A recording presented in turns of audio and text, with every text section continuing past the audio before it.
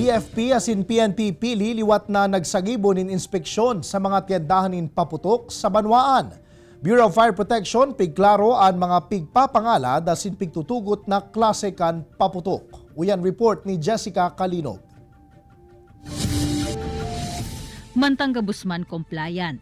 Sa liwat na pag-inspeksyon kan pinagsarong puwersa kan PNP as in BFP Pili sa 27 tindahan nin paputok sa Barangay San Agustin, pigpaluwas sa mga paratsendaan sa indang mga permit.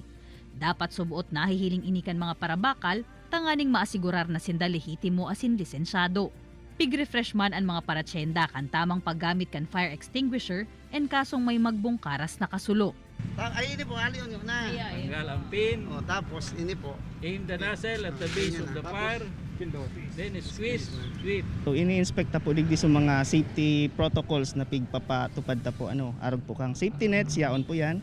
Mga no smoking and no testing signs. And then si mga fire extinguisher ninda, tapos so mga buhangin naka-standby yan, ready kung ano man na kausa kung mag-igwa man ng kasulo. Mayo manin kuryente ang mga tindahan kaya solar lights sanaan sa indang pigagamit. Bagay na bentahe man subuot, tanganing makalikay sa posibleng kasulo. Ay, okay po. Yan o. Tumigabalad ko na nga po. Saka battery. Mas okay po yan, sir. Oh, okay. Paano? Mayong sulo. Ilaw lang.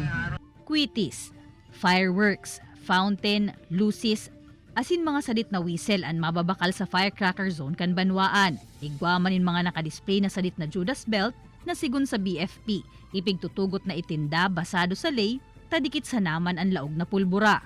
Ang mga measurement kayan is nasa 1/3. Compare mo ka mga Judas belt kay ito na ang component niya is sa mga super lolo, mga darakulang triangular na paputok. So ngunyan manonotice mo bang garo siya equivalent siya katong 3-star kay ito. Pag-abot naman sa quitis, dapat subuot na halaba ang nakakabitan ka ining stick. Pag abot lang digdi ang tendency kayo pag pigsugan maarog-arog yung kan kung may direction. Unlike pag arog kayo ni balance siya na pataas talaga ang Baka ang ibang pong mga akipati mariringgaw. Minsan sindi sa ng sindi. Pigtawan doon man kan kapulisan, na dainanggad basta magpurot kan mga paputok na mahihiling sa dalan, asin irayo ini sa mga kaakian. Kasi masyadong mapanganib ang mga paputok para gawing laruan ng mga bata. Kung papayagan namang gumamit ng sparklers, yung mga pailaw po baga ma'am, siguraduhin alam ng mga bata na hindi dapat ito nilalapit sa mata o nilalagay sa bibig. Mas makakamaray man subuot kung isusuway kan mga residente ang kalat kan paputok sa sarong lugar, asin dain na pagsalak pa sa ibang mga basura. Sa syudad ni Nagaman, makalihis masitar kan DTI ang pirang bakong rehistradong paputok, day na talaga iniipiglatag kan mga paratsenda. Aminado man ang mga ini na huli sa nangyari, nagresulta ini sa indang pagkalugi.